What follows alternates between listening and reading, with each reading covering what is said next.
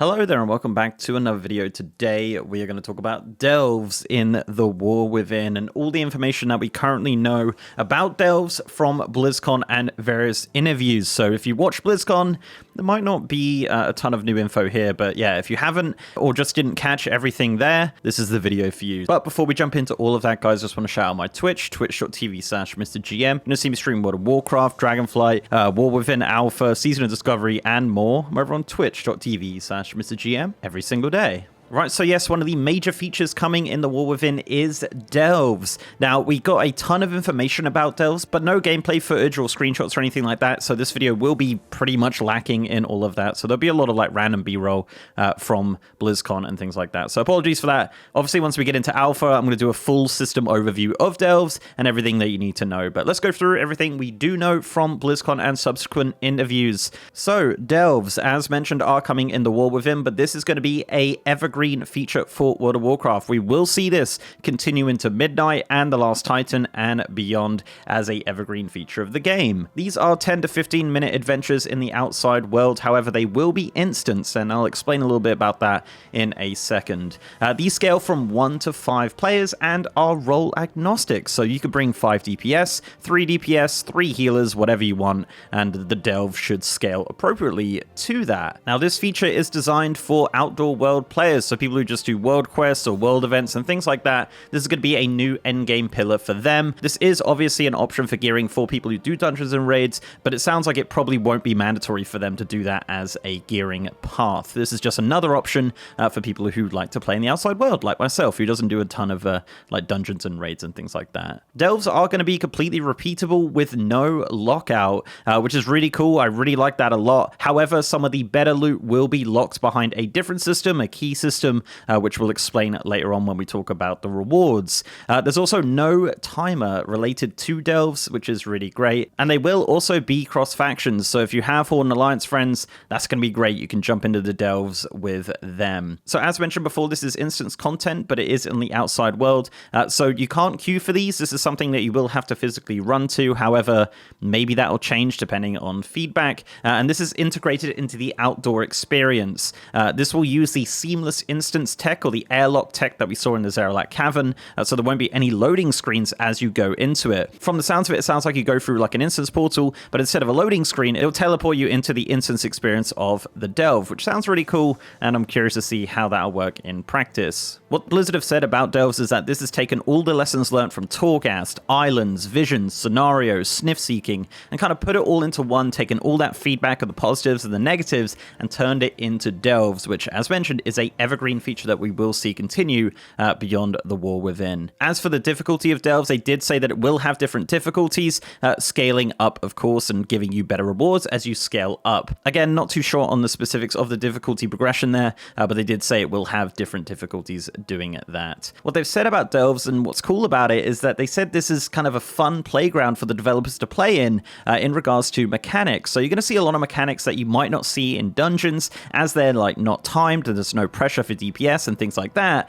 You're just going to have like a fun jumping puzzle, or there's going to be these crazy things that happen, or you know, it's just going to be a bit more wild and crazy and a bit more experimental than your average dungeon. And I'm really looking forward to seeing what they mean by all of that. Obviously, you know, once we get to play it and test it out a little bit in alpha. One thing that's going to happen inside this delve is that actually you're going to have an NPC companion with you, and this is a seasonal companion, and the season 1 companion is Bran Bronzebeard coming back, so that's really cool.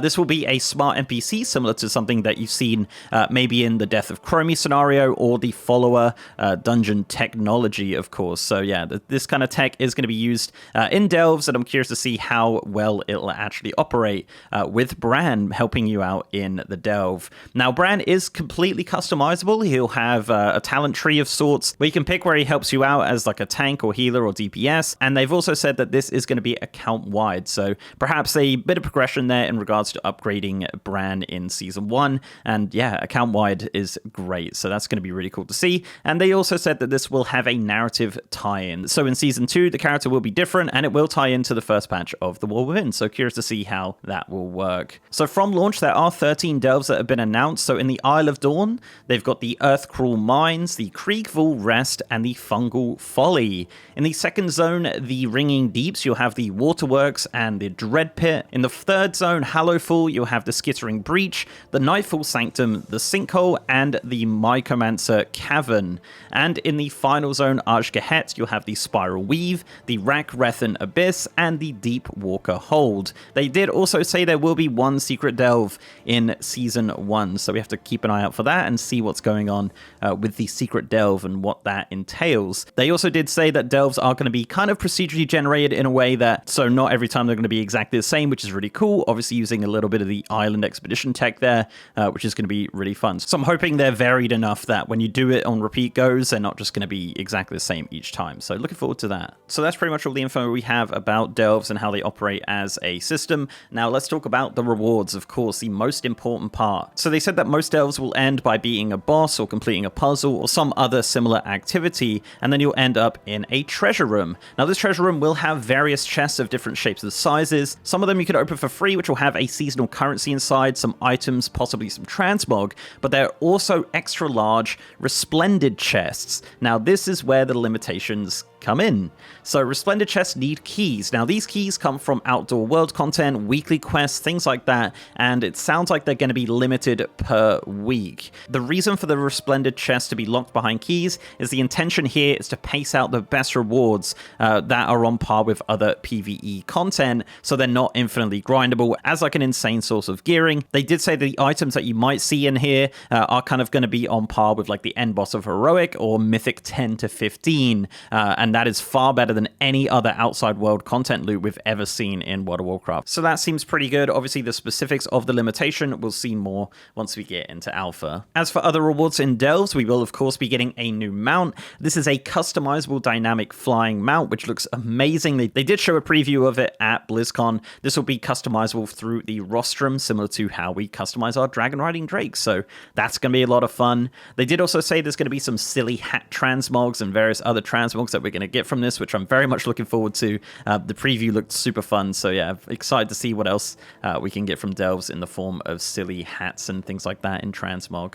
Of course, as you expect, there'll be achievements, titles, and of course there will be item rewards, which do obviously scale. And finally as well, the coolest part of this is that it's all going to be added to the Great Vault. So in the War Within, there will be a world row on the Great Vault, and doing delves will contribute to this. In the screenshot, we did see that it's 1 delve, 4 delves, or 9 delves as the final tier of the Great Vault, or it says other world activities, so that could include potentially world quests or world bosses or things like that. I guess we'll have to see specifics of that once we get into Alpha. But yeah, that is basically everything we know about delves right now. Unfortunately, as I said, we have no gameplay or anything like that, but it does seem like a lot of fun. It does definitely seem like an amalgamation of islands and visions and Torghast and everything like that. I just hope it doesn't end up like some of those features that we've seen in the past. But again, we will definitely see. We'll be leaving a ton of feedback. I know for sure I will be doing a ton of these once Alpha launches, hopefully around April, and no doubt we'll be doing it on stream and, you know, things like that. I really just want this feature to be good, as it's an evergreen feature that we will see continued. This is likely going to be the content that I do to progress my character in the future, so it has to be good,